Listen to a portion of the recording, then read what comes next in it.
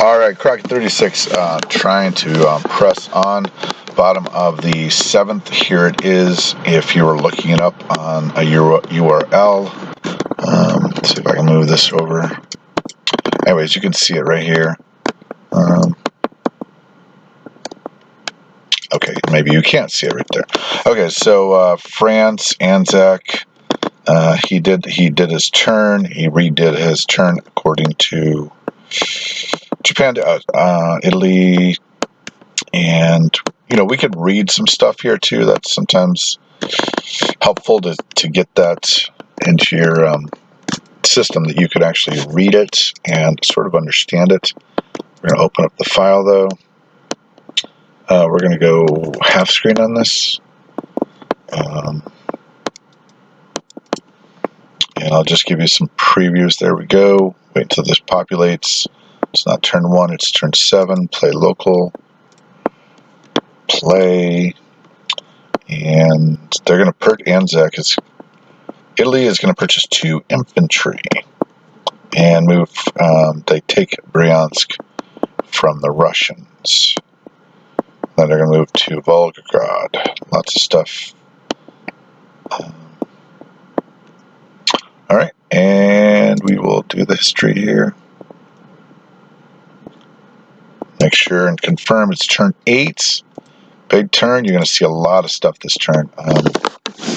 Some stuff that, I like I said, this is late game, and he's the champion, and I'm not. So that's the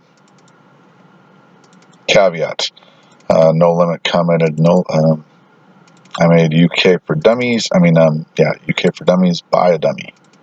So, okay, let's get up there.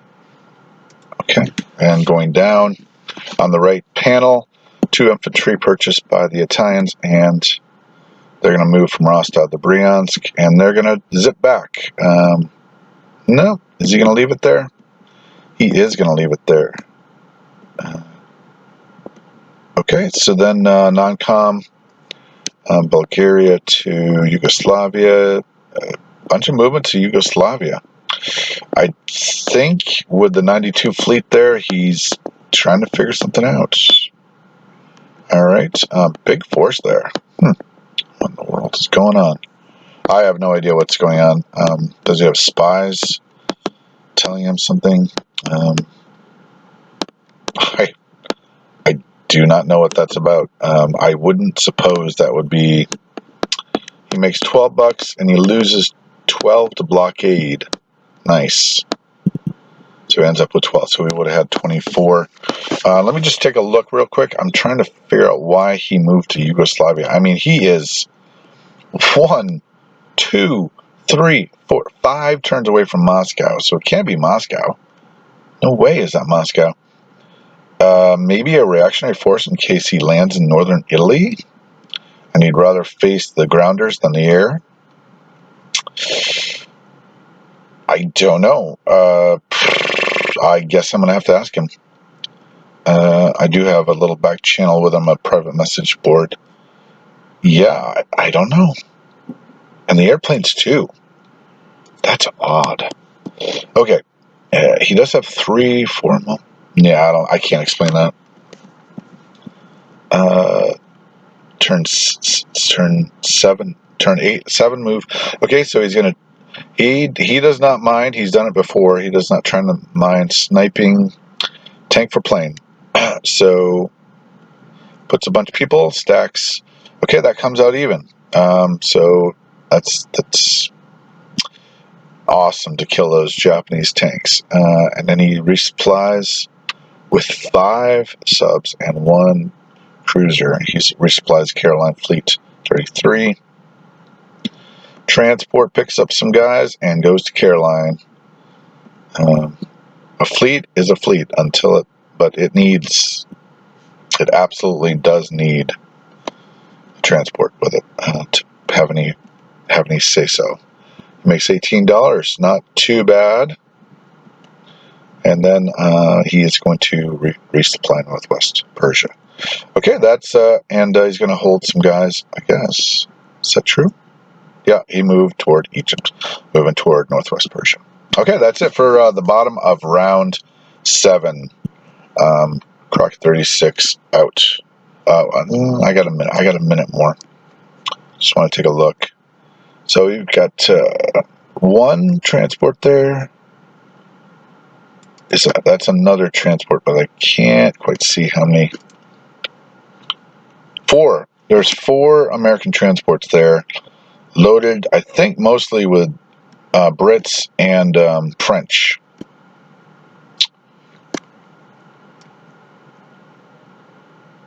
So he could be headed to Greece, I guess, is the obvious choice, which I actually know that he will go to. And maybe he's anticipating that. With no ships in, it's nice to back off the coast because you can be bombarded. And a reactionary force is more effective than a garrison. All right.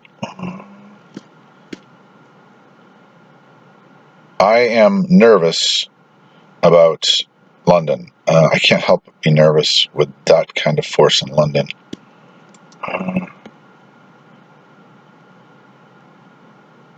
There's a lot of planes too in Gibraltar. I don't exactly get that. I don't know how to see, but I think it's 4 and 6 in Gibraltar, and 2 more. And I'm like, okay, why do you need all those? I mean, maybe the 4 Brit planes are okay. So I take over Greece, and then I land the 4 planes to garrison. That could be it. But in that case, you don't need all the American fighters, which could be sandbagging London against a very strong German Navy and a small, well, with those 2, it's a medium-sized German Air Force. Makes me nervous. Okay, so the sandbagging here is tremendous. 44 units here, by the way. So that ragtag collection right there is 44 units with 3, 6, 8, 9, 10, 14 more. Now, 15 more that he could put there. Now, given that he is going to take over this, which does give him naval privileges if he were to go that way. But moving that Navy over to 39 is opening up a lot of doors because the Carolines can reach everything. Celebes, the Carolines can reach 1, 2, 3. They can reach Shantung, dude. They can reach Kiangsu. I believe 1, 2, 3. They can reach Formosa, Kiangsu, and Kwangtung as well. I think they can. They can reach Manchuria and Jeolla. So that fleet is not going to 39. I mean, if he did that, it would be capitulation. He would lose all the mainland right here. You could do the pimple pop down here and have a sort of an Axis outpost in the Middle East, but you'd have a resurgent China and a resurgent Russia. Anyways, tough times for the Axis, but it's still, it's a live game. It is an exciting game in the balance. Let's look at the players for 1 more minute. Just want to look at the numbers. TUV, there is a 700 point, almost 700 point difference. About 15, 18 less than 700 point difference in the total unit value. On the right panel, units 392 to 308 for the Axis. So 80 something units, 84 units more. And then in the production, still, even though, have so much, and this production number doesn't exactly represent it because of the convoy and the bombing raids. 176 to 138. That's a great number for the Axis to be at for the Allies. Not for the Axis. The Axis need to be in the 140s, 145. Well, they would get in the 145s. You're in deep doo-doo.